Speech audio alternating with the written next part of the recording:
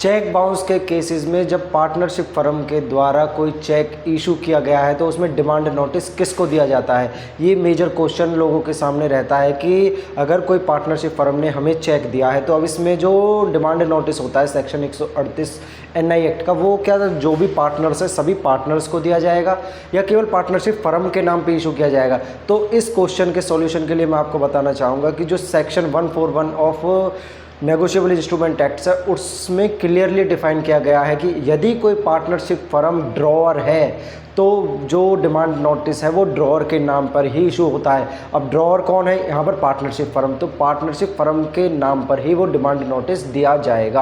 आपको यदि आप कंप्लेनेंट हैं चेक बाउंस के केसेस में तो आपको डिमांड नोटिस हर एक जो पार्टनर है उस पार्टनरशिप फर्म का हर एक पार्टनर के नाम पर देने की कतई भी आवश्यकता नहीं है। क्यों?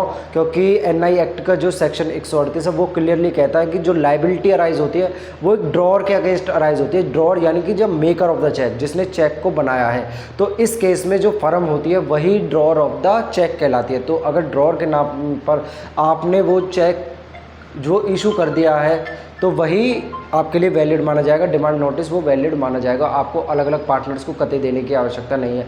ये क्वेश्चंस जो होते हैं जब आप केस फाइल करते हैं तो जो डिफेंस काउंसिल होता है ये हमेशा क्वेश्चंस को अराइज करते हैं कि जी डिमांड नोटिस पार्टनर्स को हर एक पार्टनर को नहीं भेजा गया, मेरे पार्टनर को नहीं भेजा गया। यदि वो किसी पार्टनर को प्रोसीड कर रहा है या उसका डिफेंस रख रहा है तो उसमें आप ये प्ली ले सकते हैं सेक्शन 141 ऑफ एनआई एक्ट के प्रोविज़न के अंदर जाकर कि जी हमें अलग अलग पार्टनर को डिमांड नोटिस देने की आवश्यकता है ही नहीं, इसलिए हमने डिमांड नोटिस नहीं दिया। तो ये सारे प्रोविजंस होते हैं एनआई एक्ट के। पार्टनरशिप एक्ट को साथ पढ़ने के बाद हमें पता पड़ता है कि कब हमें डिमांड नोटिस पार्टनरशिप फर्म के अगेंस्ट भी किस प्रोविज़न के अंदर जाकर भेजने हैं।